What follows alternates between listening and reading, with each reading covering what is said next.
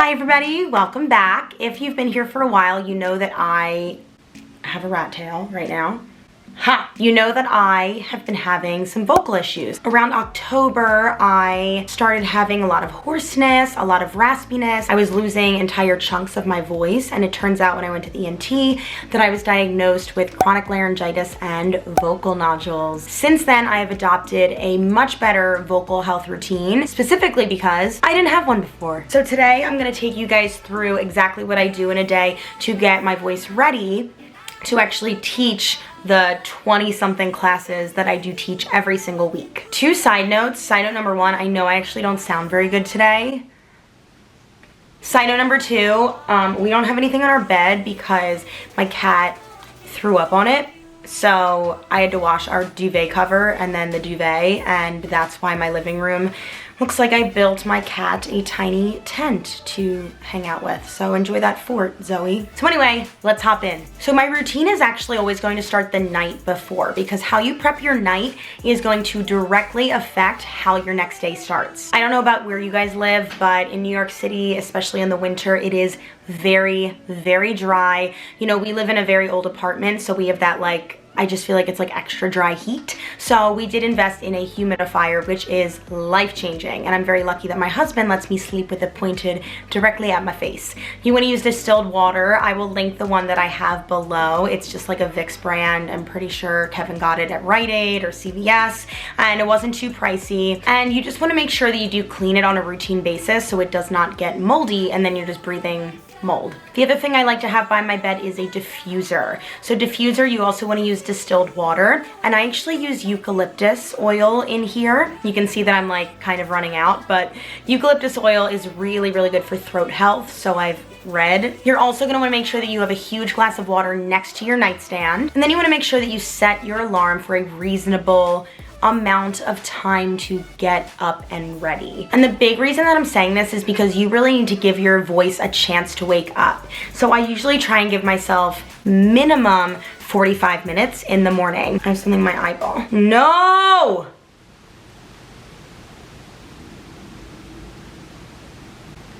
So when you get up, the first thing you want to do is chug water. Have as much water as you can stomach at 5 o'clock in the morning. Then once I've brushed my teeth, washed my face, I'll sit down on the couch and I'll use my vocal mist. So vocal mist is an amazing product, and I actually don't think I've talked about it before on YouTube. I can't remember. Anyway, so we're gonna talk about it right now. Vocal mist is essentially a small nebulizer.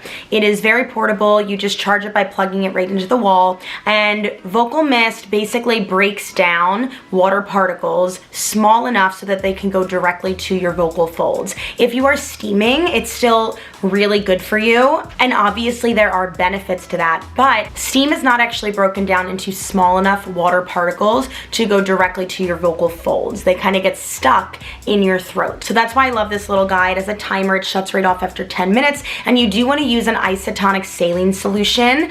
I will have the one that I use linked below, but it has absolutely been a game changer. So now that my ad for vocal mist is over, not sponsored even a little bit, let's keep on going. So after I do my vocal mist, I will start to get ready for work. As I'm getting ready, I do make sure that I have water available to sip on the entire time. I really like using this big mason jar because I actually don't know how many ounces this is, but it's like a lot. I guess I could just look on the side, but it's a lot.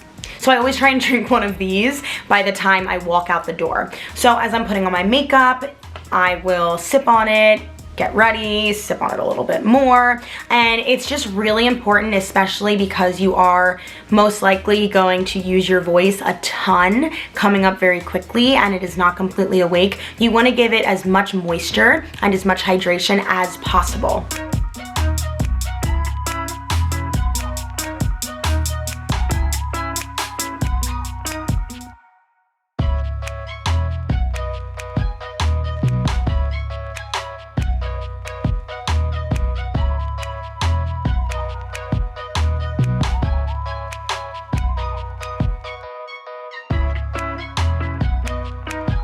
Once I'm ready, I do like to take a packet of throat coat with me to work, and I'll usually make it there. Now on my way to work, I do not drive, I get to walk there, so I will vocalize on my way over.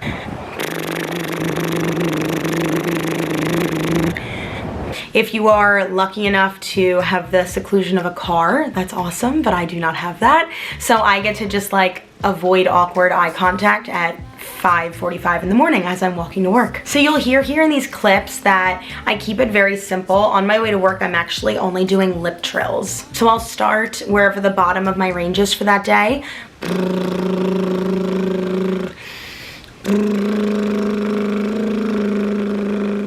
Okay, you get it. So I just go all the way up until I feel like I need to start pushing. And that's the important part.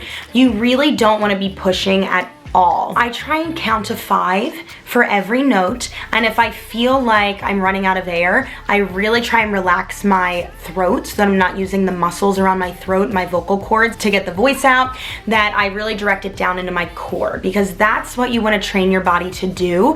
And that's actually a big way that I did get injured in my voice. I was using my voice so constantly, very loudly, over music or over children, and I was incorrectly pushing from my throat instead of from my core and from my abdominals. So I'm trying to retrain my body how to do that. So that's the whole idea behind the lip trills, because that automatically does get your voice forward into your mask. So I will do that usually 3 times up and down, so 3 rounds of that.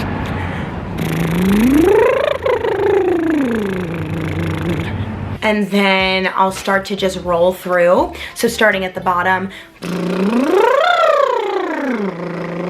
3 times all the way through that. And then I like to hold each end of it 3 times. So starting at the bottom. And again, really focusing on not so much about the range of the motion right now since I've just woken up, but really just focusing on, as I'm holding, where's the push coming from? Is it coming from here?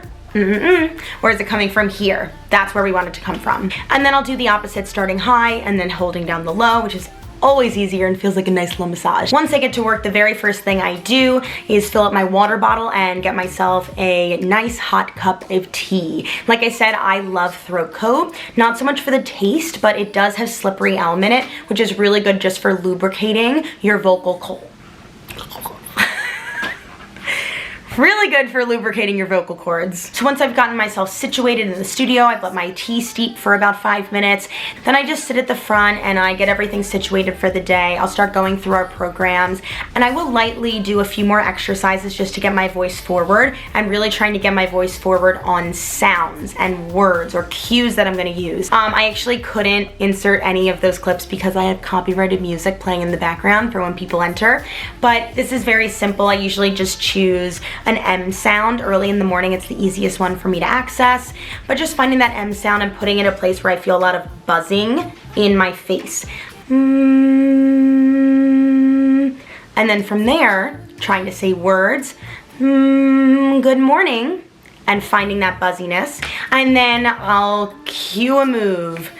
All right, everybody, we're starting in wheelbarrow. So just things like that, trying to get the voice used to that forward speaking place. So I'll go through my program, kind of talk through all of the different moves here, sip on my tea, sip on my water. In between classes, I have more water, I have more tea, and then when I'm finally done teaching, I like to go home and rest. So this is one of the most important things that I'm still really trying to implement, but you need to make sure that you are giving your voice a chance to rest and heal. While I'm resting, I will usually use my vocal mist again. I will usually drink a ton of water, and again, just really trying to refrain from vocalizing too much, especially in a harsh way. I will finally have some caffeine once I'm done teaching. I've been trying to limit myself to 1 cup of caffeination every day. So to make it feel like something really special, I've actually been using Daily Harvest. They have these little coffee pods, which is